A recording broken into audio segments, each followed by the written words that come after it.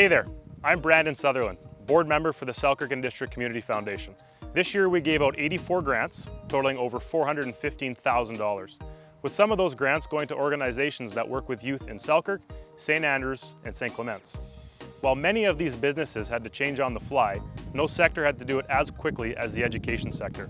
With what seemed like changes practically every week, educators had to keep finding ways to keep teaching. Whether that's online or in small groups, it was a challenge that every educator had to face.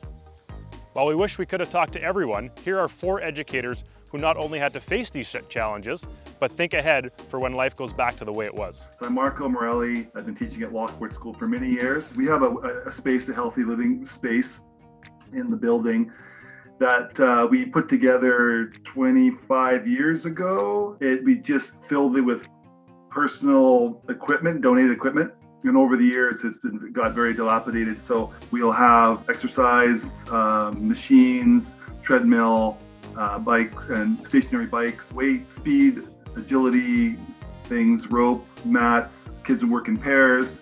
They work around on different health concepts. They'll benefit them physically and mentally. We hope we can put together some money together to maybe buy some commercial grade, some equipment that actually that most of the kids can use without it falling apart. In addition to the kids, we are offering the space to community groups. Also, all ages can benefit, sporting groups, but even seniors groups. The paint's going on first, and some electrical upgrades, lighting upgrades eventually, and then of course later this summer the equipment will arrive. My name is Karina Mitchell and I am co-director along with Krista Sargent at Lockport Play and Learn. We are located inside Lockport School. We have been around for almost 50 years. I want to say 47 years. I think I'm a grad of alumni. I love it. It's always been based indoor. Our dream for Krista and I, that when we became directors, was always to add an outdoor component. We wanted a fenced play area, a safe play area. We do go on nature walks around the schoolyard and things like that, but it's a safety factor right now.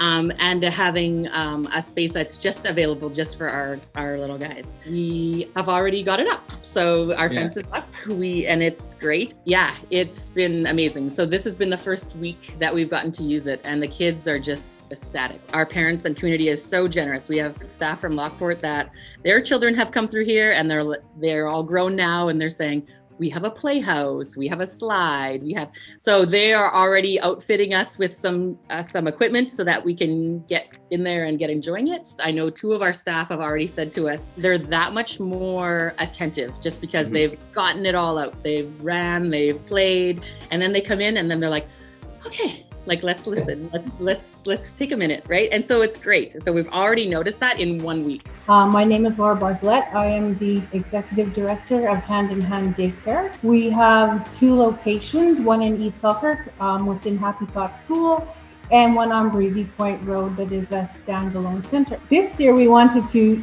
add some enhancements to our outdoor play spaces at both locations. And so at our Breezy Point location, we moved there in 1998, and the sandbox that we had there was there when we moved there. It was needing to be not just repaired, but basically replaced. At our site in the East Selkirk location, we just kind of wanted to add some outdoor equipment that allowed the children to explore on their own. So we added a 3-bin sensory table for our youngest group, our 0 to 2, so that they could manipulate different outdoor materials in it and not just be sitting on the ground. We could add different things to it. And then we added also a fence easel for them so they could enjoy doing art activities and whatnot outside. In our preschool play yard, we added 2 what's called tough trays. Staff can add different things for the kids to manipulate outside, or the kids could add different things to create different kind of small play worlds or different sensory activities. The Selkirk and District Community Foundation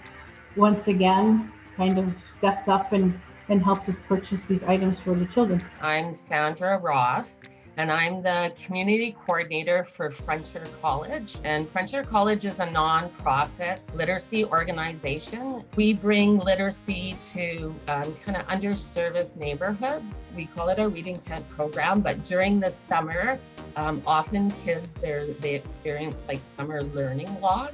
So what our Reading Tent program does, we're able to hire a student. They kind of have an open circle, and then they'll read a story, and participants will do crafts and games that are literacy-based or numeracy-based. Each child will be able to take a book home so that they can include it to their home library. Because I'm actually from the community, and I'm excited to be able to bring literacy to our community. So to Selkirk, to St. Andrews, to St.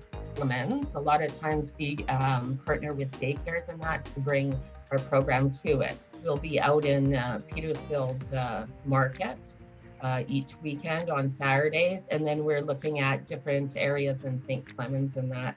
And we are so thankful to the Selkirk District Community Foundation, because the grant has helped us with materials and travel. So it just means that we're able to go to more places and to be able to provide more literacy to the children of our communities.